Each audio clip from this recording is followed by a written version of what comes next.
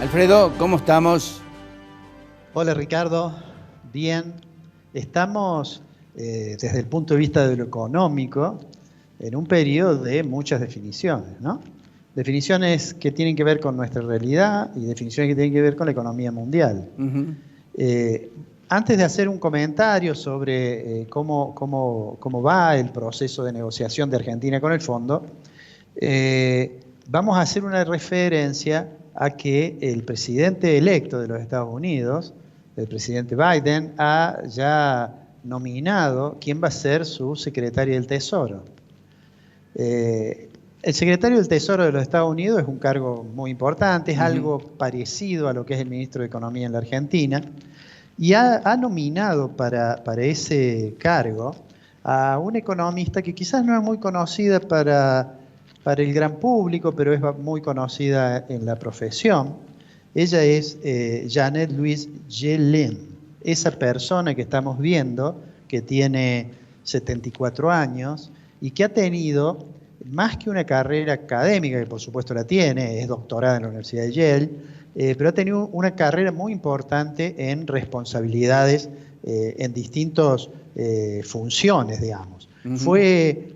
Por ejemplo, fue presidenta de la Junta de Gobernadores del Sistema de la Reserva Federal. El Sistema de la Reserva Federal, digámoslo por si alguien no lo recuerda, es algo parecido a un banco central de los Estados Unidos. Nada más que es un consorcio en realidad público-privado, integrado por los bancos de los estados.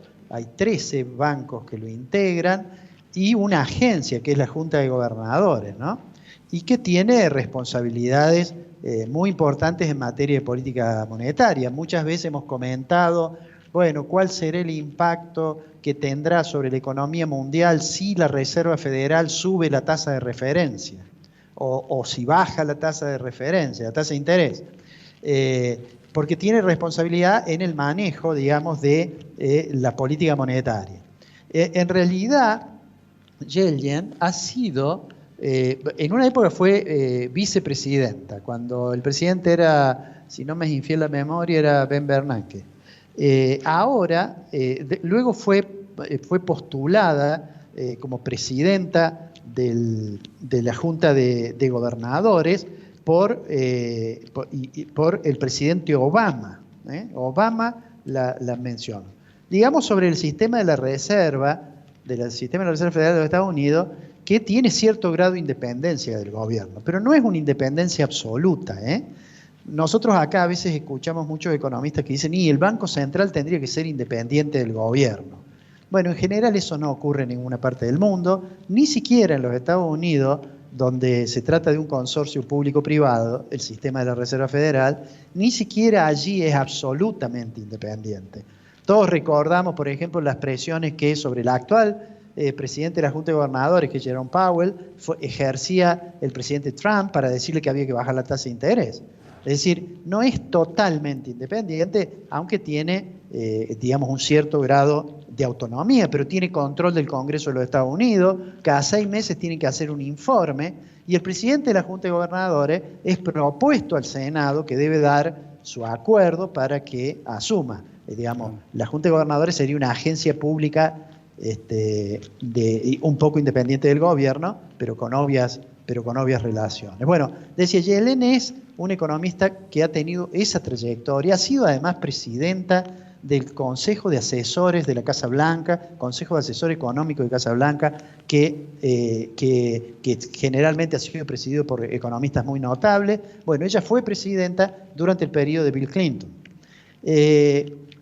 Además, agreguemos esto casi como nota de color, está casada con un economista académicamente muy conocido, que se llama George Akerlof, y que nosotros lo mencionamos porque en el año 2001, junto con Spencer y con Stiglitz, fue galardonado con el premio del Banco de Suecia en honor a Alfred Nobel, ese premio que a veces por razones de simplicidad se le llama premio Nobel.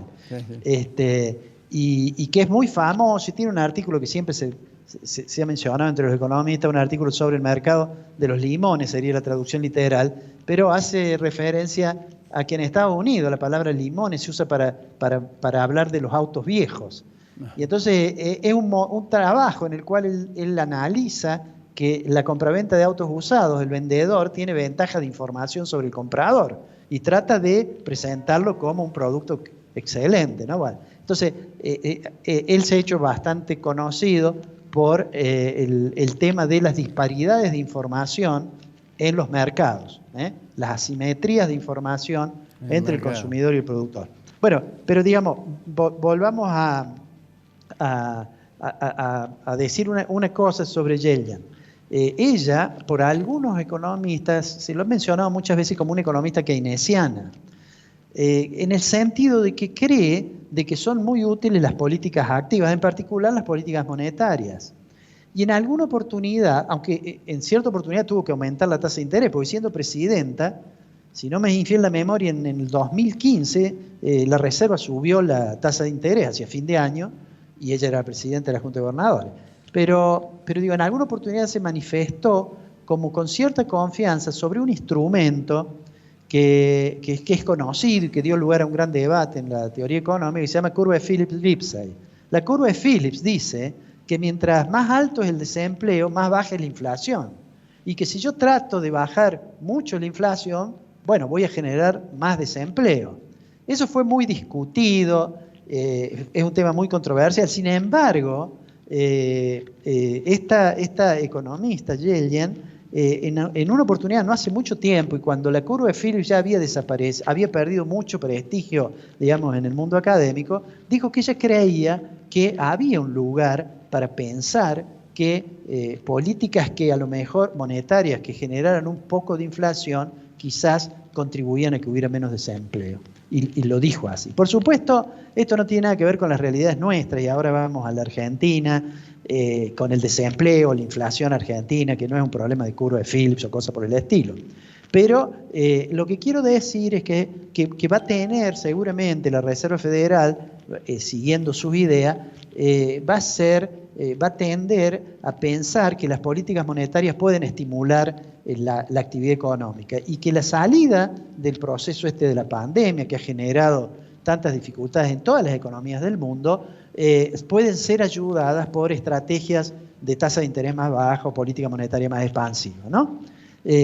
¿Eso cómo, digamos, puede llegar a afectar a Argentina? Bueno, puede llegar a afectarlo porque no nos olvidemos que Estados Unidos en el Fondo Monetario Internacional tiene poder de veto, porque hay ciertas decisiones que requieren una mayoría grabada del comité, digamos, que conduce al Fondo Monetario, y el porcentaje con que vota cada uno, los Estados Unidos con su porcentaje puede vetar alguna decisión.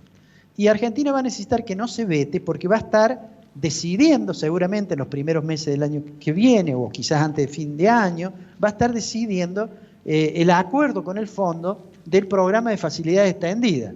Ya está confirmado algo que habíamos dicho, de que Argentina iba a intentar un programa de facilidades extendidas, que no es un crédito stand-by, que son los créditos que hay que devolver en 3 años y medio, o 4 años, digamos, sino que este programa, Argentina seguramente va a tener 4 años o 4 años y medio de gracia, y el programa se va a extender durante 10 años. Es decir, que en el 5.º año o en el 4.º año y medio va a pagar la primer cuota Argentina. Y este no es un dato menor, porque va a haber terminado el mandato del presidente Fernández. Entonces, en esta negociación ha salido un comunicado del Fondo Monetario el día 20 de la misión que estuvo en Argentina, alentando a que avanza y que van a seguir trabajando para lograr ese acuerdo.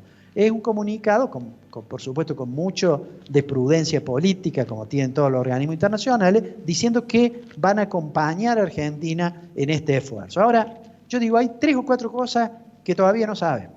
La primera es si va a pedir alguna reforma estructural que le complique las cuestiones al gobierno. Ahí uno podría pensar en 2 cosas. Por un lado está el presupuesto, que ya lo ha presentado Guzmán y que lo ha hecho pensando en el acuerdo con el fondo. Hemos dicho en el programa pasado que hay un ajuste en el gasto, sobre todo en el gasto previsional, pero la duda es si el fondo va a tratar de que el gobierno proponga una reforma previsional un poco más fuerte, o proponga una reforma tributaria para mejorar, digamos, el sistema tributario argentino. Ahora, lo que dice el comunicado y en lo que sin lugar a duda va a haber una discusión interesante, es que se va a requerir, por el plazo que tiene el programa de facilidades extendidas, un amplio consenso. Es decir, está usada de esa palabra, hay un consenso político amplio. Y seguramente recordará, Ricardo, que Guzmán mandó un proyecto de ley para decir que en lo sucesivo los acuerdos con el fondo o los acuerdos de deuda van a tener que ser aprobados por el Congreso.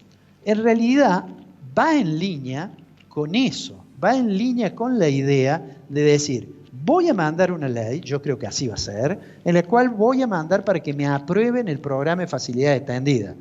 Quiere decir que si es aprobado, bueno, se transforma, si logran una mayoría importante, eso da cierta garantía de continuidad para el eventual caso que de acá a 8 años hubiera un gobierno diferente, distinto, o de acá a 4 años.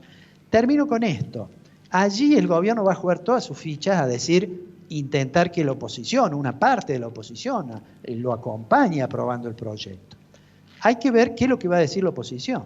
Porque muchas veces cuando se está en la oposición, la tentación de criticar al gobierno es muy grande y entonces allí vamos a tener seguramente un debate interesante. Mira, Ricardo, hace muchos años, cuando Argentina recuperaba la democracia, hubo un debate notable sobre el problema de la deuda en el Parlamento argentino, con muy buenas intervenciones.